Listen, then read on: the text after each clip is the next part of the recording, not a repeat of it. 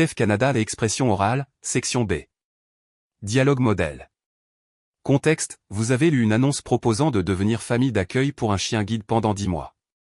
Vous en parlez à un ami qui aime les animaux pour la convaincre de participer. Le dialogue. Tu as vu cette annonce dans le journal? Figure-toi qu'on peut devenir famille d'accueil pour un chien guide pendant 10 mois.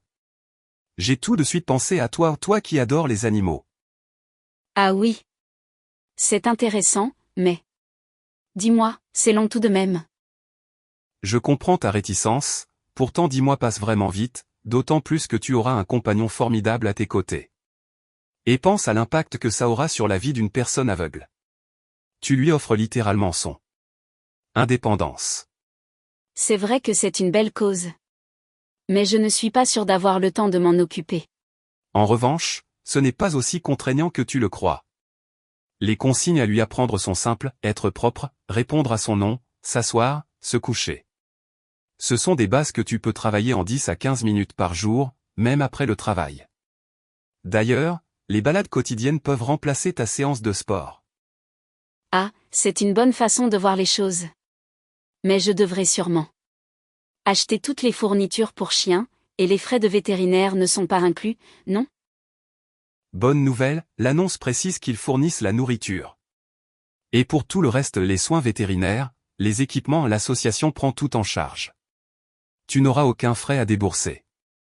C'est vraiment pensé pour que ce soit accessible à tout le monde. D'accord, c'est rassurant. Mais honnêtement, j'ai peur de ne pas réussir à lui apprendre ce qu'il faut faire. C'est un vrai métier, non, dresseur de chiens?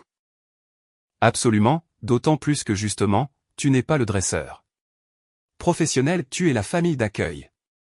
Ton rôle, c'est de socialiser le chiot, de le rendre à l'aise dans les lieux publics, de lui transmettre de la douceur et de la confiance. La formation professionnelle vient ensuite. L'association t'accompagne avec des suivis réguliers et des conseils. Tu ne seras jamais seul. C'est vrai que présenté comme ça. Mais je pense que je ne pourrai plus partir en vacances pendant 10 mois. Pas du tout. L'organisation prévoit des solutions de garde temporaire pour exactement ce genre de situation. Tu peux tout à fait planifier tes vacances, tu préviens juste l'association à l'avance. Et franchement, avec un si adorable compagnon, tu pourrais même envisager des vacances pet-friendly, ce sont les plus tendances en ce moment.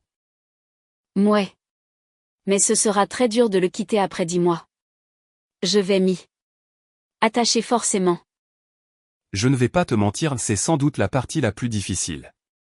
Pourtant, imagine la fierté que tu ressentiras en sachant que ton chien va changer la vie de quelqu'un pour toujours. Et d'ailleurs, beaucoup de familles d'accueil restent en contact avec l'association et peuvent même rencontrer le futur propriétaire. Tu n'as pas à couper les liens complètement. C'est une belle aventure humaine, pas une séparation définitive. Tu sais quoi? Tu m'as convaincu.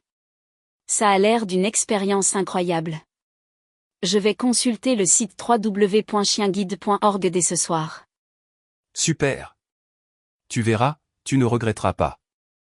Et qui sait, peut-être que dans 10 mois, tu seras prêt à accueillir un deuxième chiot. Bienvenue dans l'aventure.